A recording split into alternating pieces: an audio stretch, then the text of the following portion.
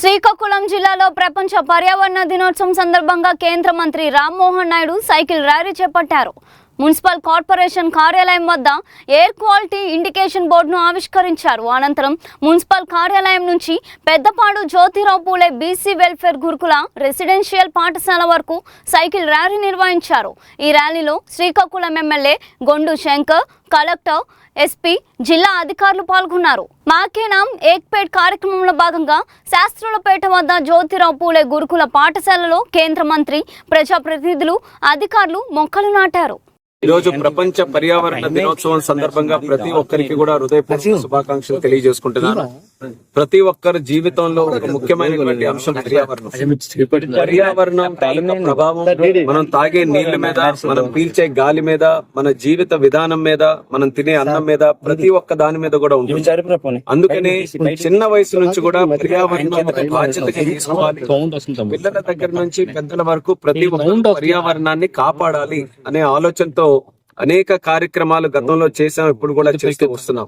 అయితే ఈ రోజు ప్రత్యేకంగా కేంద్ర ప్రభుత్వం, రాష్ట్ర ప్రభుత్వం పర్యావరణాన్ని భవిష్యత్తు తరాలకి కూడా మనం ఇదే రకంగా అందించాలి, ఇంకా మెరుగుపరచాలి, దాన్ని కాపాడుకోవాలి, అలాగే ప్రకృతిని స్వచ్ఛంగా ఉంచుకోవాలనే ఆలోచనతో అనేక కార్యక్రమాలకు కూడా శ్రీకారం చుడుతున్నాం. ఇందులో ప్రధానమంత్రి నరేంద్ర మోదీ గారు చాలా ప్రతిష్టాత్మకంగా చేసినటువంటి స్వచ్ఛ భారత్ ప్రోగ్రామ్ ని గత 12 సంవత్సరాలుగా ఒక ప్రధానమంత్రిగా ఆయన చీపురు పట్టుకొని రోడ్లు ఓడవడం మనం అందరం కూడా చూసాం. దాని తాలూకా ఇన్స్పిరేషన్ తో ఈ రోజు దేశంలో, మన రాష్ట్రంలో ఎన్నో గ్రామాల్లో ఈ యొక్క స్వచ్ఛ భారత్ ప్రోగ్రామ్ ని ఇన్స్పిరేషన్ గా తీసుకొని చాలా మార్పు తీసుకొని వచ్చాం. దానికి ఒక అడుగు ముందుకేసుకుంటూ రాష్ట్ర ముఖ్యమంత్రి వర్యులు చంద్రబాబు నాయుడు గారు స్వచ్ఛాంధ్ర ప్రోగ్రామ్ ని మన రాష్ట్రంలో తీసుకొని వెళ్తూ చాలా చక్కగా ఆ ప్రోగ్రామ్ ను కూడా ముందుకు నడిపిస్తున్నాం.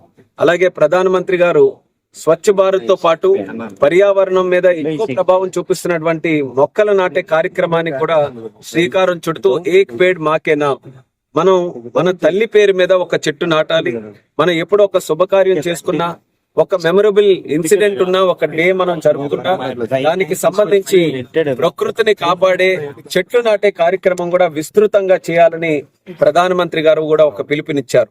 ఆ భాగంలోనే మొన్న నేను వ్యక్తిగతంగా మా కుటుంబ సభ్యులతో ప్రధానమంత్రి గారితో కలిసినప్పుడు మా తల్లితో పాటు ఒక మొక్కను కూడా మరి ఆ యొక్క కార్యక్రమాన్ని మరింత ప్రమోట్ చేయాలనే ఆలోచనతో ప్రధానమంత్రి గారు కూడా గిఫ్ట్ చేయడం జరిగింది. ఆయన అప్పుడు చెప్పారు, నువ్వు ఇచ్చినటువంటి చెట్టు నేను ఖచ్చితంగా నాటుతానని చెప్పారు. అంటే ఒక ప్రధానమంత్రి స్థాయిలో ఉన్న వ్యక్తికి, ఒక మొక్కకి, ఒక చెట్టుకి ఇచ్చేటటువంటి విలువ ఎంతో మనం అందరం కూడా గుర్తించాలి. అదే గ్రాస్ రూట్ లెవెల్లో, క్షేత్ర స్థాయిలో కూడా మనం చెట్లు నాటే కార్యక్రమం ముఖ్యంగా మన పిల్లలకి మనం అలవాటు చేసి కేవలం నాటడమే కాదు, ఆ నాటినటువంటి మొక్క కూడా పెరగడంలో, పరిరక్షించడంలో ఆ పిల్లల్ని మోటివేట్ చేయడం మన అందరి తాలూకా బాధ్యత. అందుకని ఈ రోజు శ్రీకాకుళం జిల్లాలో ఈ యొక్క కార్యక్రమాన్ని ప్రతిష్టాత్మకంగా తీసుకొని ప్రత్యేకంగా 15,000 చెట్లు ఈ రోజు నాటాలనే ఆలోచనతో జిల్లా యంత్రాంగం గాని, అలాగే ఫారెస్ట్ డిపార్ట్మెంట్ గాని, కలెక్టర్ గారి ఆధ్వర్యంలో కార్యక్రమాన్ని నిర్వహిస్తున్నాం. అలాగే చంద్రబాబు నాయుడు గారు మరొక పిలుపును కూడా ఇచ్చారు, స్కూల్స్ నుంచి ఈ యొక్క కార్యక్రమాన్ని మొదలు పెట్టాలని. స్కూల్స్ ను కూడా నెట్ జీరో స్కూల్స్ గా మనం తయారు చేయాలి. అందులో వాటర్ హార్వెస్టింగ్ గాని, పవర్ హార్వెస్టింగ్ గాని, చెట్లు నాటే కార్యక్రమం, స్వచ్ఛంగా ఉంచే కార్యక్రమం, ఇలా రకరకాలైనటువంటి కాన్సెప్ట్స్ పెట్టి మన స్కూల్స్ ని నెట్ జీరో చేయాలని ఈ రోజు మన జిల్లాలో సుమారు 59 స్కూల్స్ ని మనం ఎంచుకొని అక్కడ సోలార్ పెట్టించడం, మొక్కలు నాటించడం, అలాగే పిల్లల్ని కూడా మోటివేట్ చేసి ఈ కార్యక్రమం వైపు ముందుకు అడుగులు వేసే విధంగా ఆ కార్యక్రమం చేస్తున్నాం. చాలా చక్కగా ఈ యొక్క కార్యక్రమం కూడా ప్రజలందరూ కూడా స్వీకరించి వాళ్ళ తాలూకా భాగస్వామ్యంతోనే మనం ఇది విజయం సాధించగలం. కాబట్టి ప్రజలందరికీ కూడా ముందుకు రమ్మని నేను కోరుకుంటున్నాను. ప్రకృతి మన అందరి తాలూకా బాధ్యత. అలాగే ఒక పక్కన నా దేశం నా బాధ్యత అనే కార్యక్రమం కూడా ప్రధానమంత్రి గారు పిలుపునిచ్చారు. వెస్ట్ ఏషియా క్రైసిస్, యుద్ధ పరిస్థితుల్లో ప్రపంచంలో కొన్ని ప్రాంతాల్లో యుద్ధం ఉండడం వల్ల దాని ప్రభావం ఈ రోజు ఇంధనం మీద, ఫ్యూల్ మీద ఏ రకంగా పడుతుందో మనం ప్రతిరోజు కూడా అబ్జర్వ్ చేస్తున్నాం. అందుకని ప్రధానమంత్రి గారు ఏం చెప్పారంటే దానితో మనం ఎంతవరకు అవకాశం ఉంటే మన దినచర్యలో ఇంధనం వాడేటటువంటి కార్యక్రమం తగ్గించుకోవాలి అనే ఒక పిలుపునిచ్చారు. దానికి సంబంధించి మనం మీరు చూశారు, మేము తెలుగుదేశం పార్టీ తరఫున చేసినటువంటి మహానాడు కార్యక్రమం కూడా హైబ్రిడ్ విధానంలో సక్సెస్ఫుల్ గా చేశాం. సుమారు 24 లక్షల మంది రాష్ట్రం, దేశం, ప్రపంచం మొత్తం మీద తెలుగుదేశం పార్టీ కార్యకర్తలు కూడా అందరూ కనెక్ట్ అయితే ఒక ఇన్నోవేటివ్ మోడల్లో ఈ రోజు ఇంధనం పొదుపు చేసే కార్యక్రమం చేశాం. అలాగే ఈ రోజు కూడా దాన్ని మరింత ప్రోత్సహిస్తూ సైకిల్ కూడా తొక్కమని చంద్రబాబు నాయుడు గారు పిలుపునిచ్చారు. కేవలం తొక్కమని చెప్పడమే కాదు, ఆయన కూడా విశాఖపట్నంలో ఎయిర్పోర్ట్ నుంచి ఆంధ్ర యూనివర్సిటీ వరకు ప్రత్యేకంగా ఈరోజు సైకిల్ తొక్కే కార్యక్రమం కూడా చేస్తున్నారు. సైకిల్ అనేటటువంటిది కేవలం ఇంధనం పొదుపు చేసే ఒక కార్యక్రమం మాత్రమే కాదు, మన జీవితాలు, మన తాలూకా బాడీస్ కూడా ఆరోగ్యంగా ఉండడానికి ఒక చక్కనైనటువంటి మార్గం.